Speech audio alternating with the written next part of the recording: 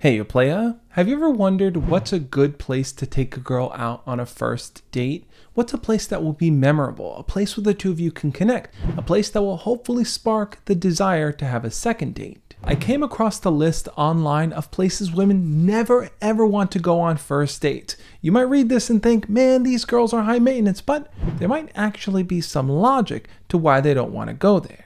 As a guy, some of the places might have you scratching your head thinking, why? Places like Chili's and Applebee's and Olive Garden all might seem like reasonable places to take a girl out on a first date, but for some reason, they don't want it at all, and a lot of guys just aren't having it. Where the F are we supposed to go then? The moon? They want us to spend minimum $200 on a first date. Imagine you don't know the person from a hole in the wall and they come to you and demand $200 meals just to talk to them. I know a feminist when I see one. So I guess they want to go to a place that'll charge you $100 just to look at the menu. The food will be $200 a plate and you better be ready to sell your car for those drinks. Enjoy staying single, ladies. Some folks gonna be begging for literally anyone to take them for a 2 for $20 Applebee's date when they're sitting at home alone at age 47 and wondering how the hell they got there. Looking at the nature of a first date, the whole purpose is just to take the time to get to know that person better,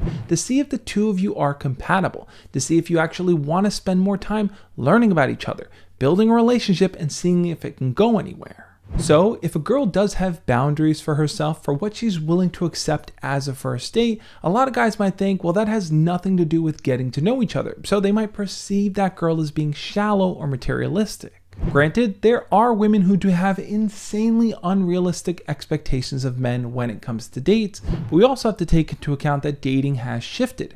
Women can provide for themselves, so they may be more interested in a quality experience with that person rather than just a simple quick meal or even a super expensive one. I mean, just looking through this list and seeing a lot of the simple chain restaurants in there, fast food chains, Buffalo Wild Wings, Red Lobster, IHOP, these are all places that offer bargain meals. There's a lot of chaos happening whenever you go to eat there, and it may lack that super personal experience that she's actually looking for. Other places on that list, like the movies, local bars, sporting events, hookah bars, or any of those type of environments, don't really open real space for you to have deep conversations. There's usually something else going on that you're paying attention to, or there's a lot of loud music and a lot of just messiness happening in the background where the two of you can't really dive in deep and focus on each other. Some of the things I totally disagree with. Going to places like Starbucks, a local coffee shop, or even going to get ice cream could be a great way for the two of you to plan out a first date if you feel like you're pressed for time.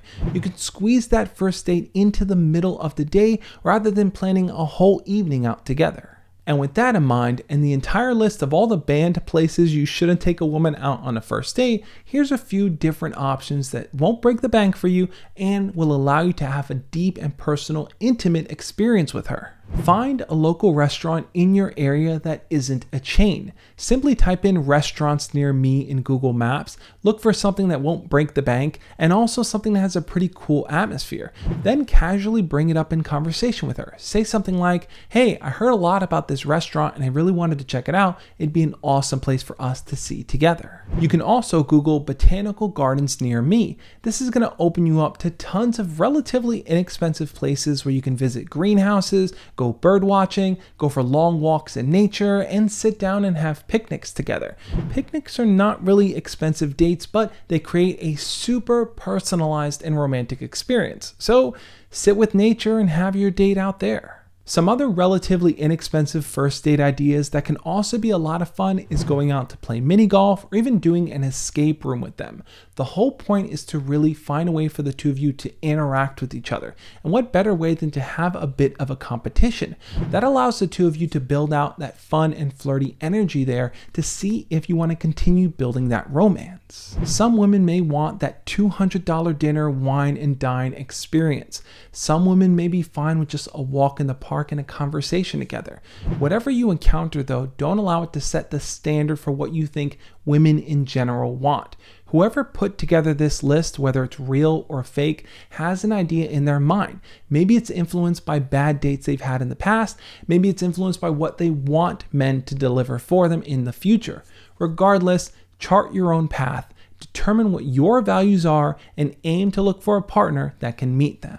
And if you're someone that's struggling in their dating life and you want to work with someone to help coach you through finding the perfect partner for you, join me over on Patreon. Let's jump on a call. Let's chat. I'm here to help you out. On that note, I'll catch you next time. As always, love and peace.